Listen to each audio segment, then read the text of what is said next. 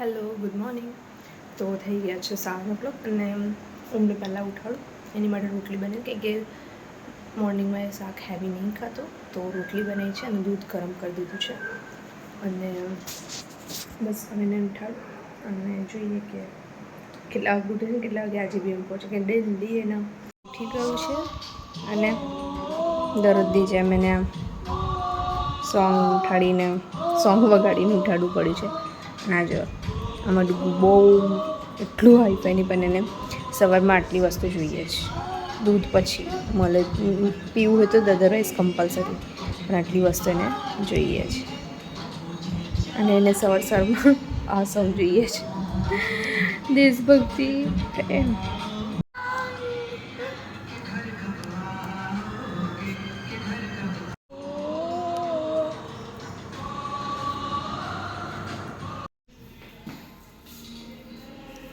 જે કરતે બેટા, જય ભગવાન. ચલો આજે ઉમુને મૂકવા જાય છે ને નાની ને નાના, કેમ કે નાના રહે છે ને સ્કૂલ છોકરાઓને મૂકવાનું બહુ જ ગમે છે. અમને બી જો મૂકવા જવાનું હોય ને, હું જાઉં છું એમને ફોન ન કરો, પણ એના પહેલાં એમનો ફોન હું મૂકતા હોય ને ચલો મૂકી આવશે તો સૌથી સારું છે. હા ના તયું લે ને પછી તો એવું કહીને મેડમ લઈ લેશે એટલે આપી દેશે. લઈ લે, વાંધો નહીં, આપી દે. આ લીધી નાની એ જો આ લઈ લીધી. ચા લઈ લે. પાછળ બેસી જા બેટા, પાછળ બેસી જા, નાનાને ફાવે નહીં. પાછળ બેસી જા. ના લીધે પેલી વધારે બેસી જાય ને પાછળ જ. હા રૂમાલ હેન્કી લે. તમે હેન્કી પેલું પતલા નહીં રૂમાલ બસ જાઓ. ચલો બેટા, ગેટ નંબર 1 થી જ જજો. હા પપ્પા તે દિવસ ગયા તો ત્યાંથી જ.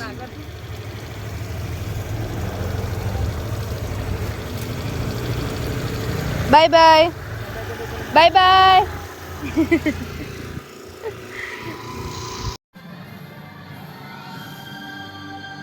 અત્યારે જો બધું જ સાફ કર્યું. હમણાં ડેલી સાફ કરું છું, પણ દરરોજ આવું થઈ જાય છે.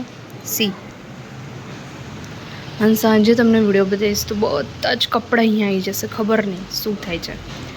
અને ઓમને લેવા માટે ગયા છે એના પપ્પા. અને બસ હવે જમવાનું બધું બનાવી દીધું છે. આજે બનાવ્યું છે સરગવાનું શાક અને રોટલી બનાવી છે, કેમ કે ઓમે સવારે કુકુંબર ખાધું, રોટલી ખાધી અને દૂધ આજે નહીં પીધું, એને મન નહોતું, તો પછી મેં ફોર્સ બી નહીં કર્યો.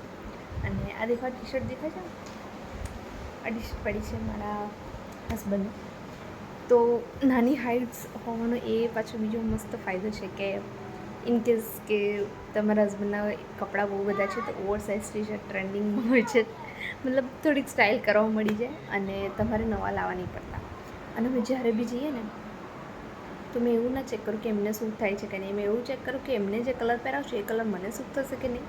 તો એ જો 2 ટી-શર્ટ પરચેસ કરે તો એક પહેલાં સ્ટાર્ટિંગમાં તો 1-2 વાર પહેરી લો, એના પછી જ એમના, અને એના પછી જેવું એમને થાય કે ભાઈ હવે મને નહીં પહેરવી, એટલે એ કહેશે હવે મને નહીં પહેરવી, હું લઈ લઉં. અમે તો 4 ટી-શર્ટ જ લાવ્યા. 4 ટી-શર્ટમાંથી 2 ટી-શર્ટ તો મેં હડપી લીધી છે.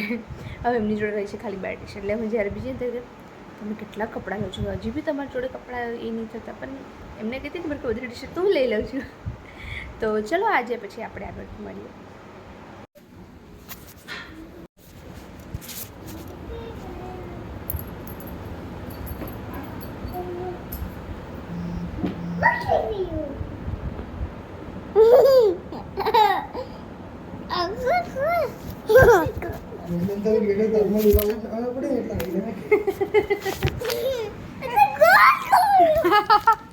અરે હાલ એ ભલે બકલ લઈને બેટા.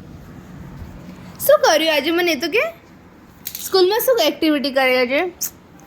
ડુગુ, ઓમુ, ઓય ઓમુ, શું કરાયું સ્કૂલમાં? એ તો બોલ. થક ગયો બાપા. આજા અહીંયા. ઓમુ અહીંયા બેટા.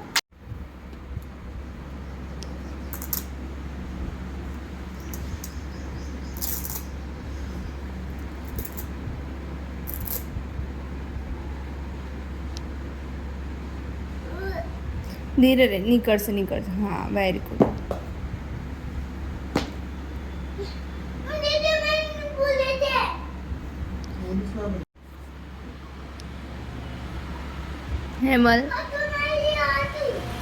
હેમલ મોજા જાતે કાઢે છે.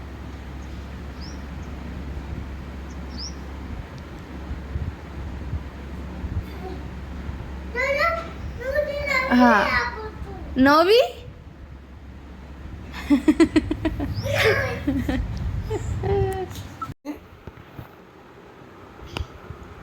સંભળાતું નહીં મારે. હલો. નાવ સોરી. હવે જાઉં છું ડાન્સ ક્લાસ. આ દેખાય છે? આ ટી શર્ટ દેખાય છે? આ ટી શર્ટ બી માંગેલી છે. હડપેલી ટી શર્ટ પહેરવાની મજા જ કંઈક અલગ છે. તો ચલો પછી આગળ જોઈએ આપણે શું થાય છે. હેલો, તો ડાન્સ ક્લાસ પતાવી દીધું છે અને મમ્મીને તે પાઉંભાજી હતી તો પાઉંભાજી બસ ખાઈને ઘરે આવી ગયા. 10:30 થઈ ગયા છે અને મેં એને ડીકુએ એક સિરીઝ સ્ટાર્ટ કરી છે, રાઇઝિંગ ડિયોન. તો એ મતલબ એવી સિરીઝ છે કે જેનામાં નાના બચ્ચાઓ જોઈ શકે છે. હું વેટ આવી છું. આ એરિયા સિરીઝ છે નેટફ્લિક્સ પર.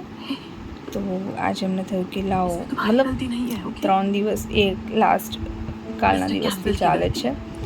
તો આજે બસ હેમલ છે નહીં, નાઇટ શિફ્ટ એઝ યુઝ્યુઅલ ચાલે છે. તો પછી અમે વિચાર કે લાવ ચલો આજે કમ્પ્લીટ કરી.